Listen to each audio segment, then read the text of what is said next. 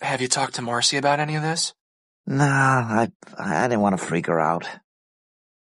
Well, hey, there's always tomorrow, right?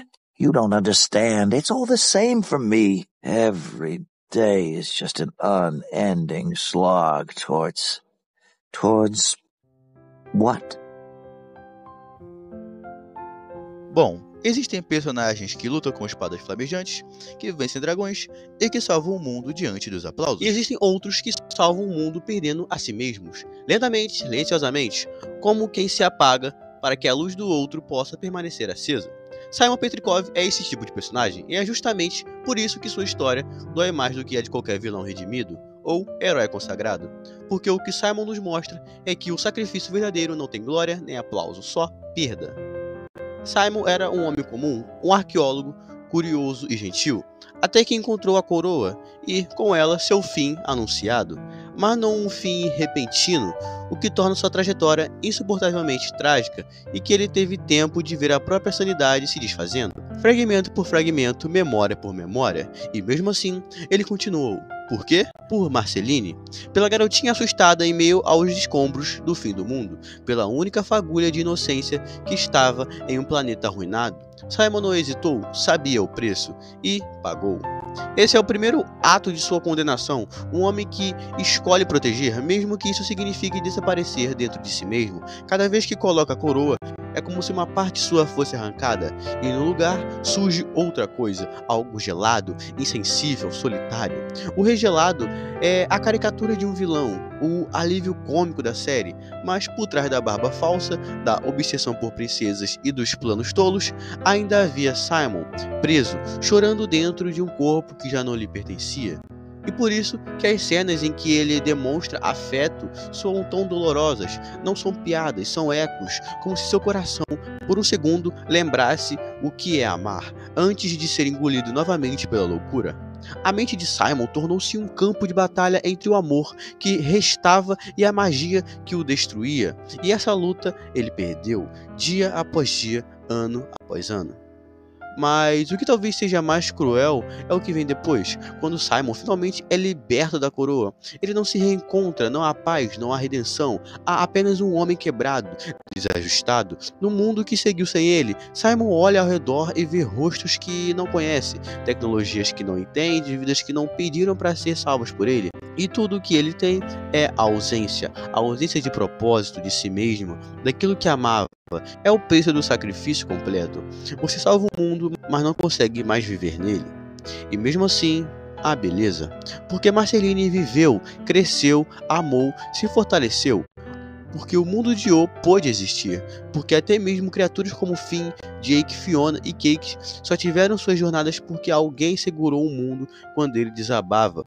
E esse alguém foi o Simon. Ele é a base invisível da nossa realidade, uma fundação de dor onde floresceu a vida.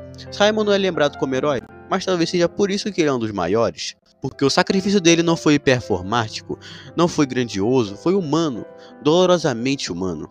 No fim das contas, Simon nos ensina algo que poucos personagens têm coragem de ensinar. Que amar pode significar se perder, que proteger pode custar tudo. Que nem todo herói volta para casa e que há valor sim em desaparecer, se isso permitir que outros permaneçam, porque mesmo quando tudo desaba, mesmo quando sua voz some e sua memória se apaga, há sempre uma canção, baixa e esquecida, sussurrando no escuro, uma canção que um dia embalou uma criança assustada, uma canção de um homem que escolheu congelar o próprio coração para manter o mundo aquecido. Mas Simon não perdeu apenas a si mesmo para a coroa, ele perdeu a Beth. E esse foi o golpe final, o que fez da dor uma constante e da esperança uma prisão, porque o amor de Simon por Beth era mais do que romântico, era dependente, era absoluto. Beth foi a âncora que ligava a vida antes do fim, a lembrança de quem ele era quando ainda era inteiro. E quando ela desapareceu no tempo, tentando salvá-lo, Simon ficou preso em uma espera eterna, uma espera que o manteve vivo, mas que também o impediu de seguir em frente. Durante anos, mesmo na pele de Rei Gelado, ele a mencionava em delírios, escrevia-lhe cartas, estátuas, rituais, qualquer coisa para tentá-la trazê-la de volta. E quando finalmente retorna à sua forma humana, a obsessão permanece, porque agora, sem a loucura da coroa para distorcer seus sentimentos, ele tem que enfrentar a verdade nua e crua. Ele não sabe viver sem ela, e mais ainda, não sabe quem é sem ela. Beth se tornou seu último alicerce emocional, mas não por escolha, por desespero. No fundo, Simon não amava apenas Beth, ele precisava dela. A necessidade o consumia mais do que a própria coroa, porque ele não sabia mais o que significava existir por si só, sem um papel, sem um propósito, sem alguém para amar. E quando Beth faz o sacrifício final, fundindo-se à entidade cósmica para salvar o Simon, ela se torna inatingível, literalmente. O amor dele agora é impossível, intocável, eterno, mas inalcançável. Esse deveria ser o fim, mas não é. Porque é a partir daí que Simon começa, enfim, a se reconstruir. Aos poucos, com dor, sem mágica, sem coroa, sem Beth. Apenas ele e o silêncio. E esse processo não é bonito, é arrastado, melancólico, cheio de recaídas.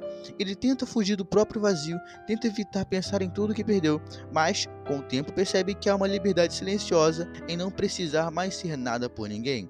Que talvez viver sem um propósito seja exatamente o primeiro passo para descobrir o novo, para aceitar que Beth fez sua escolha, e que, assim como ele um dia salvou, agora foi ela quem o salvou. Mas que viver em função dessa dívida e desse passado é negar o presente, e é nesse reconhecimento que nasce a centelha da liberdade.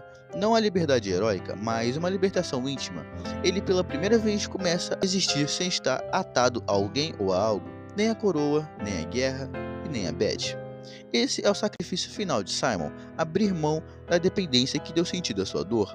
Não esquecer Beth, jamais, mas aprender a viver apesar da ausência dela. E isso talvez seja o maior ato de amor que ele já cometeu, porque amar de verdade não é possuir, é deixar ir. E, no caso de Simon, deixar ir era tudo o que lhe restava. Ele não é mais o rei gelado, nem apenas o homem que perdeu tudo. Ele é Simon, frágil e errante. Ele ainda carrega cicatrizes, é impossível não carregar, mas agora elas não o paralisam, elas apenas lembram que ele sobreviveu e que, mesmo depois de perder a mente, o amor e o tempo, ele ainda pode recomeçar. Simon nos ensina que o amor não nos salva, às vezes ele nos consome, que o sacrifício não nos faz heróis, às vezes nos deixa vazios, mas que, ainda assim, vale a pena continuar. Não porque há garantias, mas porque enquanto houver memória, enquanto houver uma canção, ainda que triste, há também a chance de encontrar sentido no silêncio.